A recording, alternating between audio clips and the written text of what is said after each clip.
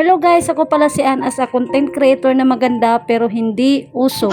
Ito na nga ang araw na babaklasin na namin ang computer ko dahil mamaya na nga na madaling araw ang aming biyahe pabalik ng Maynila. Nakakalungkot kasi iiwan ko na naman ang aking pamilya at naawang ako sa nanay ko dyan habang kami ay nagbabaklas. Nararamdaman ko na kasi ang lungkot sa kanyang muka. At pagkatapos nga naming maayos ang computer ko sa malita ay inisa-isa ko na silang nilapitan para ako'y magpaalam. Sobrang sakit na nakakalungkot isipin na mag-isa na naman ako sa Maynila. Naiiyak na nga ako habang niyayakap ko sila pero pinipigilan ko tumulo ang luha ko para hindi din sila maiyak. At nung nagpaalam na nga ako sa lola ko ay biglang umiyak at niyakap ako na mahigpit. Itong nanay ko kasi ay sobrang mapagmahal sa kanyang mga apo. Kasi kapag umuwi kami, lagi niya kaming nilulutuan ng mga kamote, balanghoy, istaring. Kaya nalulungkot din ako kasi matagal ko na namang hindi matitikman yun. At bibiyahin na nga kami papunta doon sa bahay nila jowa at doon nga tayo magpapalipas ng gabi. At pagkarating nga namin sa bahay nila jowa ay abala nga ang pamilya ni jowa sa pinapagawa naming moron para dadali namin doon sa Maynila para ipasalubong sa mga katrabaho namin. Ayan na nga lang ang aming madadala na pasalubong at di na kami magdala ng iba pa kasi mag-eeroplano nga kami at baka ma-over baggage pa. Pero okay na yan, malaking bagay na yan sa mapagbigyan namin kasi bihira lang makatikim ang mga tao sa Maynila ng lutong probinsya. At para ganahan sila magtrabaho para hindi na rin antukin ay nagdesisyon na kami ni jowa na bilan sila ng inumin na nakapagbibigay sa kanila ng lakas. Beer na nga ang aming binili para maiba naman sa kanila kasi puro coconut wine ang iniinom ng mga tao dito sa probinsya. At bali ito na rin ang aming padispedida sa pamilya ni jowa.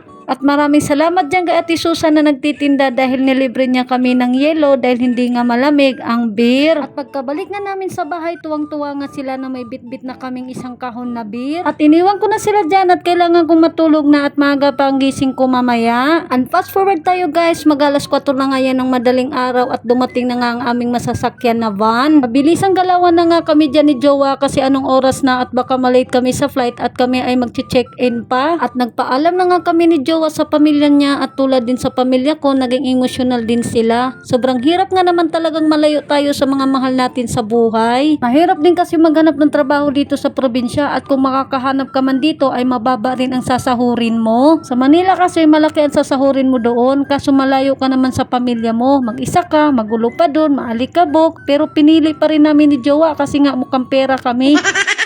Nandito na nga kami sa airport at agad naman kami dyan nag-check-in. Ilang minuto na lang boarding time na namin. Mabuti na lang hindi masyadong mahaba ang pila. At dahil wala pang aming airplane ay dali-dali muna akong bumili dito ng kape at pagkain. Umalis kasi kami ng bahay na walang laman ang tiyan sa kakamadali. At maya-maya lang pinakit na kami sa aming masasakyan na eroplano at hindi pala kami magkatabi dyan ni jowa sa upuan. Nasa harap ko siya at nasa likod niya ako pero parehas kami na nasa bintana. Ayaw nga niya humiwalay sa akin kasi inuubo siya, nahihiya siyang umubo na may ibang katabi. Naawa naman ako sa kanya pero sabi ko tiis-tiis muna siya. Ang importante ay makakabalik tayo sa Maynila ng safe. Namimiss ko na nga sila Papa Jan at yung mga kapatid ko. Kahit wala kaming banding, nagkakasama naman kami sa bahay. Pero paano ba yan? Babay muna Leyte. See you soon in God's will. Ladies and gentlemen, we have just landed at the Ninoy Aquino International Airport. Philippine Airlines welcomes you to Manila. At ito na nga, nakarating na kami ng Maynila sa awa ng Diyos. Thank you kay Lord sa paggabay ng aming biyahe papunta ng Maynila. At ito nga tayo, mag-aabang na sa aming bagahe. At tingnan nyo dyan si jowa, pagod na inaantok na. Wala kasi yung tulog at magdamag yan nag-iinom na kahit inuubo ay inom pa rin. At tinayaan ko lang yung uminom kagabi kasi gusto niya makabanding pamilya niya bago man lang daw siya bumalik ng Maynila. At habang nasa loob kami ng airport ay nagbook na rin ako dyan ng aming masasakyan para mabilis kami makarating sa boarding house. Kakain nga muna sana kami dyan kaso wala kaming nakitang nakainan. Kaya sabi ko kay jowa, sa bahay na lang kami kakain. At sakto, paglabas namin ay nakaabang na rin ang aming masasakyan at nakakaloka, muntik ko pa magasgasan ang sasakyan ni kuya. Dahil pagtulak ko sa pushcart, di ko napigilan, dumaritso doon sa sasakyan ni kuya. Buti sa gulong lang tumama. Talagang naguwuri agad si kuya at tiningnan niya agad ang kanyang sasakyan. Hanggang dito na lang ang video ko guys. Sobrang nakakapagod na, nagugutom na kami. Please support our vlogs. Please follow and share and comment na rin. Mag-iingat po kayo. Bye-bye!